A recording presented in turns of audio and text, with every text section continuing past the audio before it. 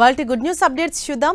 EPFO తన ఖాతాదారులకు పెద్ద ఉపశమనం కలిగించేలా కీలక నిర్ణయం తీసుకున్నది. వివిధ కారణాల వల్ల క్లెయిమ్ చేయకుండా ఇనాక్టివ్ అకౌంట్లలో పేరుకుపోయిన నిధులను నేరుగా లబ్ధిదారుల ఖాతాలోకి జమ చేసేందుకు ఆటోమేటెడ్ సెటిల్మెంట్ సిస్టమ్ను ప్రవేశపెట్టే ఆలోచనలో ఉంది.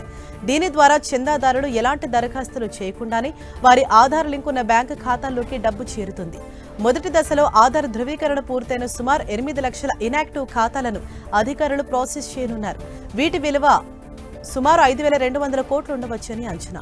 మొత్తం 31 లక్షల ఇనాక్టివ్ ఖాతాల్లో 10,181 కోట్లు పేరుకుపోగా అందులో 25% ఖాతాలను ఇప్పుడు సెటిల్ చేయనున్నారు. దాదాపు 14,000 ఖాతాల్లో 5 లక్షల కంటే ఎక్కువ బ్యాలెన్స్ ఉన్నట్లు గుర్తించారు. 1000 లోపు బ్యాలెన్స్ ఉన్న ఇనాక్టివ్ ఖాతాలను ఆటోమేటిక్ గా సెటిల్ చేసేందుకు సెంట్రల్ బోర్డ్ ఆఫ్ ట్రస్టీస్ ఇప్పటికే ఆమోదం తెలిపింది. తాజా ప్రతిపాదన దీనికి కొనసాగింపు అవుతుందని భావిస్తున్నారు. ఆటోమేటిక్ పీఎఫ్ సెటిల్మెంట్ పై ఈపీఎఫ్ నుంచి అధికారిక ప్రకటన రావాల్సి ఉంది.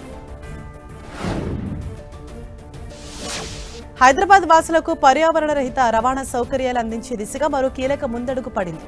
కేంద్ర ప్రభుత్వానికి చెందిన పీఎం ఈ డ్రైవ్ పథకం కింద హైదరాబాద్లో 915 ఎలక్ట్రిక్ బస్సుల సరఫరా నిర్వహణ కోసం EKA Mobility Green Cell Mobility కన్సార్టియంకు లెటర్ ఆఫ్ అవార్డు లభించింది. కన్వర్జెన్స్ ఎనర్జీ సర్వీసెస్ లిమిటెడ్ నేతృత్వంలో ఈ ప్రాజెక్టు అమలు కానుంది. ఈ ప్రాజెక్టులో భాగంగా మొత్తం 915 ఎలక్ట్రిక్ బస్సులు అందుబాటులోకి రానున్నాయి.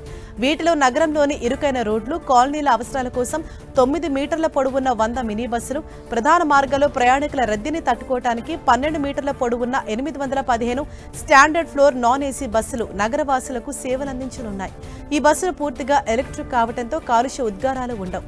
ప్రయాణికులకు సురక్షితమైన, సౌకర్యవంతమైన ప్రయాణాన్ని అందించేలా వీటిని అత్యాధునిక సాంకేతికతతో రూపొందించారు. ఇప్పటికీ రాజస్థాన్, ఆంధ్రప్రదేశ్, ఒడిశా వంటి రాష్ట్రాల్లో ఈ బస్సుల సరఫరాకు ఆర్డర్లు పొందిన ఈకేఏ మొబిలిటీ ఇప్పుడు హైదరాబాద్లోనూ తన సేవలను విస్తరించనుంది. పీఎం ఈ డ్రైవ్ లక్ష్యాలకు అనుగుణంగా హైదరాబాద్ను స్మార్ట్ క్లీన్ సిటీగా మార్చడంలో భాగస్వామ్యం కావటం గర్వంగా ఉందని సంస్థ తెలిపింది. దేశీయ తయారీ రంగాన్ని ప్రోత్సహిస్తూ పట్టణ కాలుష్యాన్ని తగ్గించడమే లక్ష్యంగా కేంద్ర ప్రభుత్వం ఈ ప్రాజెక్టును చేపట్టింది. తెలంగాణలోని ప్రభుత్వ ఆసుపత్రుల్లో డాక్టర్లు, నర్సింగ్ ఆఫీసర్లు సహా ఖాళీగా ఉన్న అన్ని రకాల పోస్టులను యుద్ధ ప్రాతిపదికన భర్తీ చేస్తున్నట్లు ఆరోగ్య శాఖ మంత్రి దామోదర్ రాజనరసింహ ప్రకటించారు. గడిచిన 2 ఏళ్లలో దాదాపు 10,000 పోస్టులను భర్తీ చేశామని, మరో 7,000కు పైగా పోస్టుల రిక్రూట్మెంట్ ప్రక్రియ తుది దశలో ఉందని తెలిపారు.